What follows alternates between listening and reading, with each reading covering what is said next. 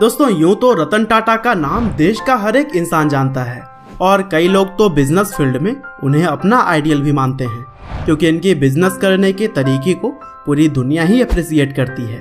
और दोस्तों रतन टाटा के बारे में ऐसी बहुत सी बातें हैं जो कि अनकहे राज की तरह हैं, और आज के इस वीडियो में भी हम उन्हीं की कुछ इंटरेस्टिंग फैक्ट्स आपके साथ शेयर करेंगे जिसके बारे में शायद ही आपको पता होगा। तो दोस्तों सबसे पहले हम आपको यह बता दें कि रतन टाटा टाटा ग्रुप्स के फाउंडर जमशेदजी टाटा के ग्रेट ग्रैंडसन हैं। हालांकि यह बात जितनी सीधी दिखाई देती है उतनी है नहीं, क्योंकि रतन टाटा के जो पिताजी थे उनका नाम नवल टाटा था और माँ का नाम सोनी टाटा। और रतन टाटा के पिताजी यानी कि नवल टाटा को टाटा ग्रुप्स के फाउंडर जमशेदजी टाटा के बेटे रतन जी टाटा और बहू नवाज बाई ने एक अनाथालय से अडॉप्ट किया था। हालांकि रतन टाटा जब 10 साल के थे तब उनके माता पिता अलग हो गए, जिसके बाद उनकी ग्रैंड मदर यानी कि नवाज बाई ने ही उनका पालन पोषण किया।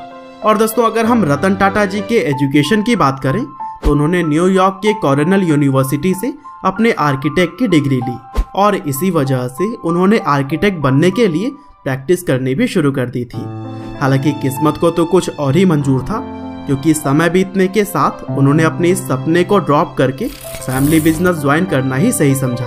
हालांकि इस बीच उन्हें IBM कंपनी से जॉब का भी ऑफर आया, लेकिन उसे उन्होंने ठुकरा दिया था। और फिर यह ऑफर ठुकराने के बाद रतन टाटा ने अपनी पहली जॉब 1961 में टाटा स्टील में की, जहां पर वह ब्लास्टर फर्नेस और लाइमस्टोन पत्थरों की सप्लाई को मैनेज किया करते थे। हालांकि इस छोटे से पद से शुरुआत करने के बाद 1991 में जब रतन टाटा टाटा ग्रुप के चेयरमैन बने, तब उन्होंने अपने बिजनेस स्किल्स के जरिए अगले 21 सालों में टाटा ग्रुप को इंटरनेशनल लेवल पर पहचान दिलाई। और दोस्तों टाटा ग्रुप के अंदर रतन टाटा के योगदान का अंदाजा आप ऐसे लगा सकते हैं कि उनके नेतृत्व में टाटा ग्रुप ने 40 गुना तक ग्रोथ किया। और रही बात फायदे की, तो यहाँ भी उस समय के हिसाब से फायदा 50 गुना तक बढ़ चुका था। और दोस्तों टाटा ग्रुप का इतना एक्सपेंशन इसलिए हुआ क्योंकि रतन टाटा के ही नेतृत्व में टाटा ग्रुप के अंदर बहुत सारे कंपनियों को एक्वायर किया गया, जिसमें टाटा मोटर्स के साथ लैंड रोवर और जगुआर, टाटा टी के साथ टेटली टी कंपनी और टाटा स्टील के साथ कोरस जैसे ही और भी कई सारे कंपनी शामिल हैं। और दोस्तों बहुत ही कम लोगों को पता होगा कि रतन टाटा को कुत्तों से भी बड़ा प्यार है, और इसीलिए उनके मुंबई हाउस में बारिश के समय में आवारा कुत्तों को शरण दे जाने की परंपरा है। दरअसल वहां पर गली के आवारा कुत्तों के लिए कई सारे कमरे बनाए गए हैं और इसके अंदर उन कुत्तों के लिए हर वो सुविधा है जो कि उन्हें चाहिए होती है। और दोस्तों इस बात से आप अंदाजा लगा ही सकते हैं कि रतन टाटा किस तरह के डॉग लवर हैं। हालांकि उनके 2 खुद के डॉग्स भी हैं जिनका नाम टीटो और मैक्सिमम है।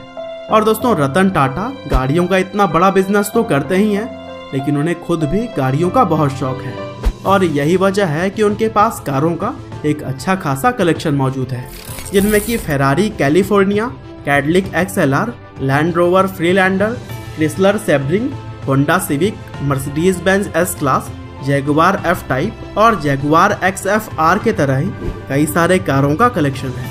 और दोस्तों रतन टाटा का फेवरेट कलर भी रेड है, जिसकी वजह से वह लाल कलर के गाड़ियों को ही ज्यादा पसंद करते हैं। और दोस्तों यह बात जानकर शायद आपको आश्चर्य होगा कि रतन टाटा को प्लेन उड़ाना भी आता है और वह एक स्किल्ड पायलट हैं।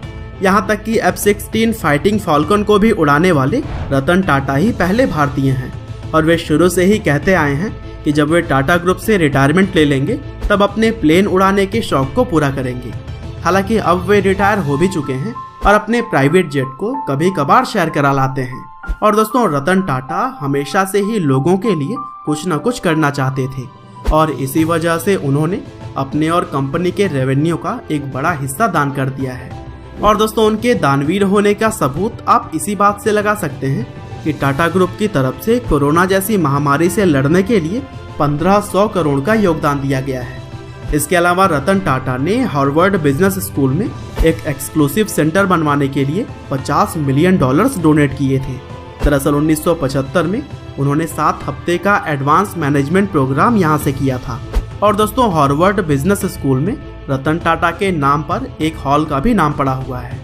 और दोस्तों इन सब के अलावा रतन टाटा का यह भी सपना था कि जब वे रिटायर हो जाएंगे तब अपने प्लेन उड़ाने के शौक को पूरा करेंगे। हालांकि अब वे रिटायर हो भी चुके हैं और अपने प्राइवेट जेट को कभी कभार शेयर करा लाते हैं। और दोस्तों कि हर मिडिल क्लास फैमिली के घर पर एक कार हो, और इसी वजह से उनकी कंपनी टाटा मोटर्स ने नैनो कार को डिजाइन किया, जिसकी शुरुआत में कीमत तो 1 लाख रखी गई थी ताकि मिडिल क्लास इंसान इस कार को अफोर्ड कर सके।